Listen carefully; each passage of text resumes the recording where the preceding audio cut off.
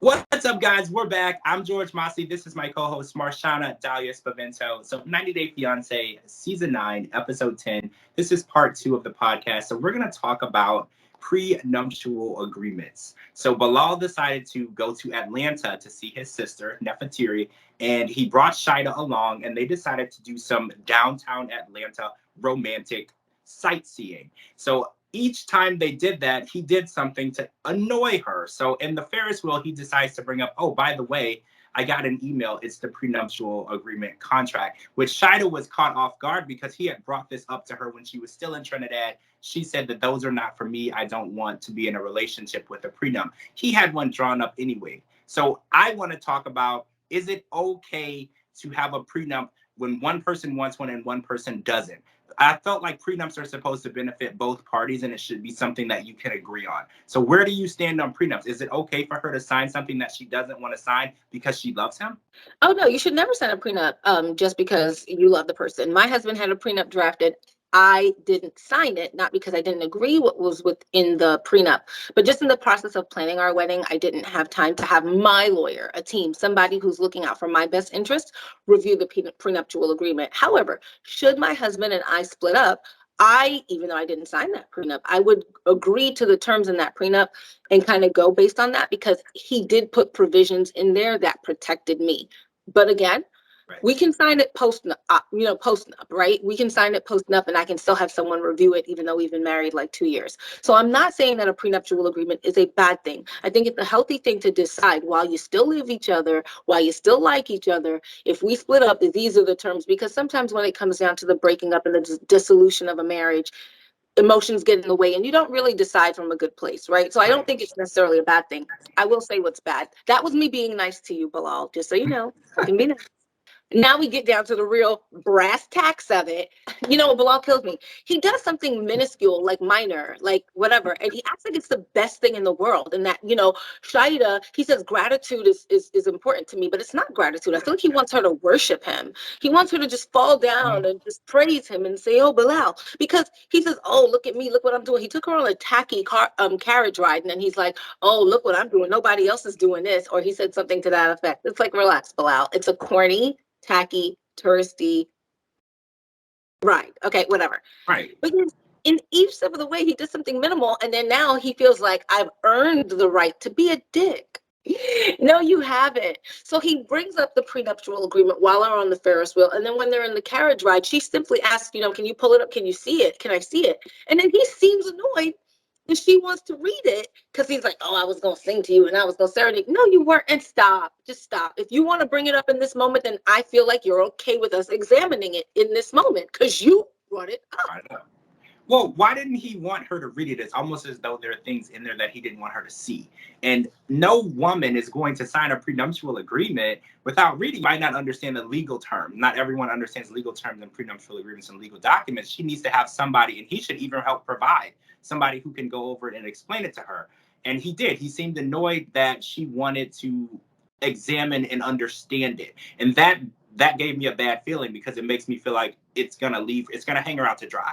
The way that it's written, the way that he was acting, he's gonna hang her out to dry. And even his words, he said, "As long as I'm married to you, you'll be taken care of." So in his own words, he was saying, "Once this is over, you're nothing to me." That was literally his own words. So I really hope that in the preview, she said that she wanted to revise it and add some clauses that protected her. I really hope that takes place because obviously she should add in there she wants some kids, because that's the one thing that she's asked for, and that's the one thing he refuses to give her. Put it in there. Hold him accountable for it. She doesn't add in it like, "Let's have kids." I think she was smart, very, very wise. Shaida was to look at the language in the prenuptial agreement and even see if it mentioned children, because then that would tell you and be a clear indicator as to how serious he is or isn't about having children with you.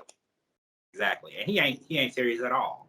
So let's talk about Benny's MMA debut fight, which he did amazing, by the way. 33 seconds, a naked rear choke latch, which got a tap out. I'm very impressed. Backflips off the side of the cage.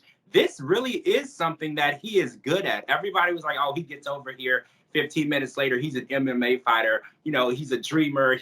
he's doing things that he thinks he can do. He can do this. Coach was excited. Ariella felt like, oh my God, he could die. And I kind of understand that. Whenever I see somebody in my car and they're on a motorcycle and I drive by and they don't have a helmet on, the first thing I think is, oh my God, please don't let them crash. They could die. So I totally understand where she's coming from. But she was kind of negative in the hotel, right? You remember when right before his fight, and she kind of almost tried to talk him out of going through with it. I was like, I mean, he didn't give in, but I was like, Ariella, don't be a dream killer. Nobody likes a dream killer. Ariella was negative. Ariella did try and talk him out of it. She just simply wasn't successful in talking him out of it. What if I asked you not to fight? What if I this? What if I that? She's such a negative, dream killing person. Why get pregnant by a stranger in Ethiopia who you know is a dreamer? You met him as a dreamer. I don't know what is in these women that makes them think that someone is going to morph into someone else other than whom you chose to be with. So that's number one. Biniam, I'm so super proud of him. Like, he worked and he trained and he did it. And it wasn't just like this person just kind of threw the fight and let Benny win. No, Benny had to take some of them hits. Yeah. Benny had to take a couple of them hits, okay? And I'm just so happy that he came, and you can see he's willing to do the work. Some people dream and they don't want to do the work, right? They're not actively pursuing or taking steps every single day to achieve a goal. So just to see him do that was wonderful. What particularly disgusted me about Ariella last night, and I am going to use the word disgust. I try to be nice. You won't make it so hard. Ariella, for the life of me, why would you say, okay, I let you do this, I let you get it out of your system, and now focus on me and Avi? And it's like, it's not an out of my system thing. If anything, this has given him more motivation to keep going, to get better, to excel and move forward. Why would she say, okay, so you did it, you wanted an MMA fight, that's it, it's over? Again, not allowing him to celebrate the win and not genuinely celebrating the win with him, and just instantly going to, I've given you permission to have this in your life, and that's all you can get, because I decide what you can and cannot do and where you can and cannot find pleasure. And I have decided enough of MMA, and now you have to come home and worship me and Avi. And I don't believe any of her concern for Biniam was genuine at all, in the absolute least. I think she feigned concern because it just seemed like the right thing to do. But ultimately, she's still a person who, I don't even understand why she keeps holding on to Benny like this, because she doesn't like him. She doesn't like that he dreams. She doesn't like his goals. She just doesn't like him, but she just enjoys torturing him and keeping him in prison. Well, I mean, I agree. I feel like you should always be supportive of the person you're with, and especially their dreams. And even if you don't agree with it, because I've been in situations where I don't believe in what someone is doing, but I love and support that person either way. And I'm going to show up, I'm going to be there, and I'm going to cheer them on, even though I think it's a waste of time. They will never hear that from me. They will always see me in the audience, standing, cheering, clapping for them, because that's part of being in a relationship. And if you're going to be married, that's part of being in a marriage. Sometimes you're not going to agree with what they're doing and how motivated they are to do it, and it'll seem like a waste of time to you. But as a family, you will support. Just like if it was your child might be interested in something that you don't like.